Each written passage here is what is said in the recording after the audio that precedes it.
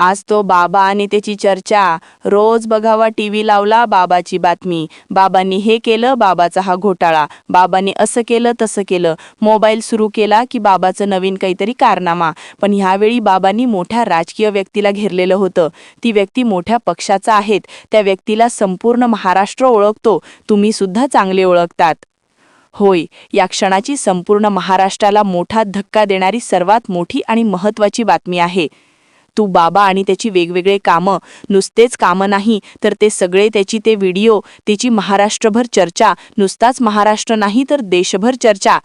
पण यावेळी आपल्याला आता असा व्हिडिओ सापडला ज्यामध्ये एका उच्च श्रीमंत घरातील व्यक्तीचा संबंध आहे मोठ्या जमीन घोटाळ्यामध्ये. तसंच त्यांचा तो व्हिडिओ सुद्धा आपल्या हाती लागला असून आपण तुम्हाला याच व्हिडिओमध्ये पुढे सगळं डायरेक्ट दाखवणार. कारण की बाबाकडे आलेले बरेच लोक, बरेच ती व्यक्ती, यांचे काही जमिनी व्यवहार, यांचे काही इतर उद्योग, ते सगळे कामं जे बाबा आपल्या ऑफिसमध्ये करायचा. यावेळी आपण जी व्हिडिओ दाखवणार आहे ते एका मोठ्या राजकीय व्यक्तीशी संबंधित आहे. बाबांनी नेमकं या मोठ्या राजकीय व्यक्तीला काय आश्वासन दिलं होतं? तुला आमदार करतो, तू ह्यावर्षी मोठ्या पदावर बसणार, तुला दिल्लीत पद मिळणार, तुला मंत्रीपद मिळणार. आणि मग बाबांनी त्या व्यक्तीसोबत ते काम केलं जे बाबा आनंदाने करायचा. ते सगळं आपण तुम्हाला आता लगेच दाखवतोय. फक्त तुम्हाला एक काम करायचंय, या व्हिडिओला पूर्ण बघायचंय. कुठेही अजिबात अर्धवट सोडायचं नाही. त्यांची व्हिडिओच्या शेवटी आपण तुम्हाला आणखी किती राजकीय लोक आहेत, आणखी किती ते मोठे लोक आहेत ज्यांनी बाबासोबत सगळं ते काम केलं ऑफिसमधलं, ते सगळं आपण तुम्हाला व्हिडिओच्या शेवटी सगळं दाखवणार.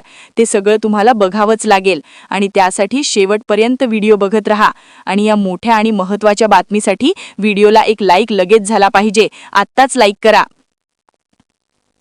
नुकताच पत्रकार परिषदेमध्ये एक मोठ्या राजकीय केंद्रातील व्यक्ती म्हणाल्या की ह्या बाबामुळे महाराष्ट्राची खूप बदनामी झाली. संपूर्ण महाराष्ट्रभर त्याच बाबाची चर्चा असून दिल्लीत सुद्धा त्याच बाबाची चर्चा आहेत. त्या बाबाचे ते सगळे व्हिडिओ देशभर पसरले. त्यामुळे दिल्लीमधील जे वेगवेगळ्या राज्यातले खासदार आहेत ते ह्या प्रकरणाची गंमत मजाक करीत आहे. म्हणतायत की तुमच्या महाराष्ट्रात चाललंय काय, असे कसे लोक आहेत. त्यामुळे इतर राज्यांमध्ये ह्याबाबत चांगलंच नाव गाजलेलं आहे आणि त्याचे व्हिडिओ सुद्धा गाजलेले आहेत. पण तुम्हाला ती राजकीय व्यक्ती आणि हा बाबा या दोघांनी कसं काय केलं, ऑफिसमध्ये नेमकं काय झालं, ते आपण तुम्हाला आता व्हिडिओ क्लिपसह दाखवणार. हे बघितल्यावर तुम्हाला सुद्धा मोठा संताप निर्माण होईल आणि तुम्ही म्हणणार की ह्या मोठ्या राजकीय लोकांकडून ही अपेक्षा नव्हती. आम्हाला वाटलं नव्हतं की हे मोठे राजकीय लोक, ज्यांना आम्ही सगळे चांगलं मानतो, कामाचे लोक आहेत मानतो, मोठे मंत्री आहेत म्हणतो, त्यांचे सगळे ते ऑफिसमधले बाबासोबतचे कामं, हे सगळं कामं आता लगेच बघा. याच व्हिडिओमध्ये पुढे सगळं स्पष्ट दाखवणार. फक्त या व्हिडिओला शेवटपर्यंत बघत राहा. हा बाबा आता म्हणतोय की माझ्या मुलासोबत मला फोनवर बोलायचंय. हा बाबा म्हणतोय की मला आता जेलमध्येच माझं मरण दिसत आहे. हा बाबा आता म्हणतोय की आता माझं काही खरं नाही, कारण की ह्या बाबांनी इतक्या मोठ्या प्रमाणामध्ये घोटाळा केलेला होता, त्यामुळे मोठ्या प्रमाणामध्ये गोंधळ घातलेला होता की संपूर्ण राज्यभर एकच चर्चा झाली.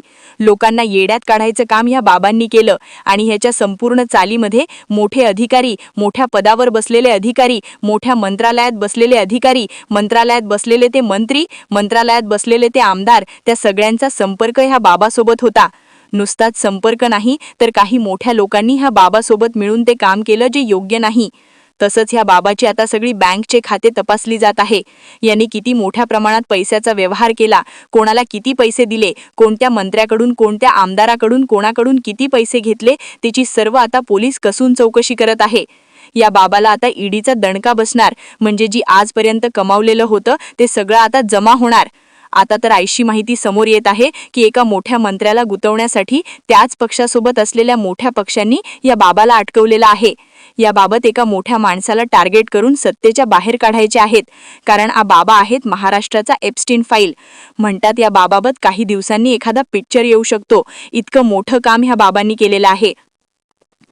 राज्यातली एक मोठी राजकीय ती व्यक्ती आहेत, ज्या व्यक्तीची जवळची कुटुंबातील व्यक्ती या बाबाच्या संपर्कात होती. या बाबाचीच्या सोबत काही कोटी रुपयांची व्यवहार केलेले आहेत. त्या संदर्भात आज त्या व्यक्तीची चौकशी करण्यात आली. या बाबाचीची बऱ्याच मोठ्या मंत्र्यांसोबत सुद्धा आर्थिक व्यवहार केल्याची शक्यता आहेत. या बाबाची वेगवेगळ्या लोकांच्या नावे वेगवेगळ्या पतसंस्थेत, बँकेत खाती उघडलेली आहेत. त्यामुळे ह्या बाबाचा आता सगळा तपास केला जातोय.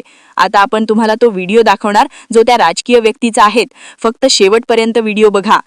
पोलिसांनी व्हिडिओ व्हायरल करणाऱ्या काही जणांवर गुन्हेही दाखल केलेत. मात्र हे व्हिडिओ कसे व्हायरल झाले, सोशल मीडियामध्ये ते कुणी आणले, याचाही तपास होणं गरजेचं आहे. भोंदू अशोक खरातच्या जाळ्यात सापडलेल्या महिलांचं जगणं मुश्किल झालंय. भोंदूचं बिंग फुटल्यानंतर जवळपास 8 ते 10 महिलांचे व्हिडिओ व्हायरल झाले. त्या धक्क्यातून सावरण्यासाठी पीडित महिला मानसोपचार घेत असल्याची माहिती समोर आली आहे.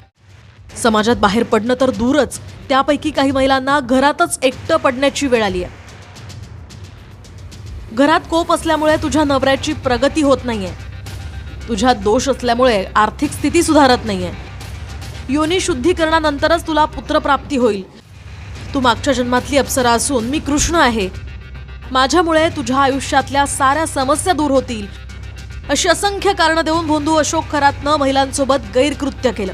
अनेक महिलांना संमोहित करून त्यांचा शीलभंग केला. सोशल मीडियात जवळपास 8 ते 10 व्हिडिओ व्हायरल झालेत. मात्र आरोपांनुसार पोलिसांकडे जो पेनड्राईव्ह दिला गेला त्यामध्ये 504 व्हिडिओ होते आणि हा एकूण आकडा 1100च्या वर आहे. त्यामुळे भोंदूच्या जाळ्यात सर्वाधिक महिलांच्या फसवणुकीचं हे प्रकरण महाराष्ट्रातलं नव्हे तर देशातलं सगळ्यात मोठं प्रकरण आहे. व्हायरल व्हिडिओतल्या फक्त महिलांनाच नव्हे तर त्यांच्या घरातल्या सदस्यांना सुद्धा मनस्ताप भोगावा लागतोय. महिला नैराश्याच्या सावटात आहेत. व्हायरल व्हिडिओमुळे समाजात वावरावं कसं या भावनेनं त्यांना ग्रासलंय. समोर येणाऱ्या पीडित महिलांची विशेष पथकाकडून अज्ञातस्थळी चौकशी होणार असल्याची माहिती आहे. तर पीडित महिलांचे व्हिडिओ व्हायरल करणाऱ्यांवर पोलिसांनी गुन्हे दाखल करण्याचे आदेश दिलेत. त्यामुळे असे व्हिडिओ फॉरवर्ड करणारे सुद्धा अडचणीत येऊ शकतात. मात्र जर भोंदूच्या अटकेआधी व्हिडिओंचा पेन ड्राईव्ह पोलिसांच्या हाती लागला होता तर भोंदूच्या अटकेच्या 5 ते 6 दिवसांपर्यंत सोशल मीडियात व्हिडिओ लीक कसे होत राहिले, व्हिडिओ व्हायरल होण्याचा मूळ सोर्स काय आहे, कोणत्याही फॉरवर्ड व्हिडिओचं उगमस्थान तपासणं सरकारसाठी सहज सोपं आहे. पोलीस त्याचा शोध कधी घेणार? व्हिडिओ व्हायरल करणाऱ्या काहींवर पोलिसांनी गुन्हे दाखल केले. मात्र हे व्हिडिओ ज्या मूळ ठिकाणांवरून पसरले ते लोक कधी उजेडात येणार हा देखील प्रश्न आहे. पोलीस डिपार्टमेंटला माझी विनंती की हे व्हिडिओ तुमच्या कारवाईपुरते मध्ये ठेवा, हे पब्लिश करू नका. महिलांचं जीवन उद्ध्वस्त होईल. त्या परिवारात राहण्याच्या त्या लायकीच्या राहणार नाही, समाजात राहण्याच्या लायकीच्या राहणार नाही, त्यांचे नवरे त्याला वागवतील की याची गॅरंटी नाहीये. त्याच्यामुळे त्यांनी जर काही केलं असेल आणि तुमच्याकडे प्रूफ असेल तर हे प्रूफ आपण कृपा करून पब्लिक समोर आणू नका. महाराष्ट्रामधल्या इतक्या गंभीर प्रकरणामध्ये खऱ्या अर्थानं पाहायचं झालं तर हे दुर्दैवाचं म्हणावं लागेल. म्हणजे याच्यामध्ये चौकशी यंत्रणाचा मोठा सहभाग आहे, याच्यात काही शंका नाही. दुसरी गोष्ट, याच अगोदर खरातच्या याच प्रकरणामध्ये अनेक महिलांचे व्हिडिओ ज्या पद्धतीने व्हायरल झाले ते तपासातलेच भाग होते. आणि मग हे व्हायरल झालेल्या व्हिडिओ मधनं अनेकांचे जीवन उद्ध्वस्त झाले, कुटुंब उद्ध्वस्त झाले, याची जबाबदारी कोणीतरी घेतली पाहिजे ना. परंतु हे निश्चितपणे दुर्दैवाचे, यात कुठल्याही तऱ्हेची शंका नाही. खरं तर माझी तुमच्या माध्यमातून सगळे म्हणजे सोशल मीडियावर जे त्यांचे वेगवेगळे शेवटी त्यांचाही आयुष्याचा, पुढच्या आयुष्याचा, त्यांच्या कुटुंबाच्या संपूर्ण याचा तो विषय. त्याच्यामुळे पोलीस विभाग जो आहे त्या संदर्भामध्ये अत्यंत बारकाईने आणि सामंजस्याने त्यामध्ये लक्ष ठेवून आहे. आणि सोशल मीडियावर सुद्धा म्हणजे मला असं वाटतं की एक नागरिक म्हणून सुद्धा आपली एक नैतिक जबाबदारी आहे की अशा पद्धतीचे कुठेही व्हिडिओज फॉरवर्ड व्हायला नको.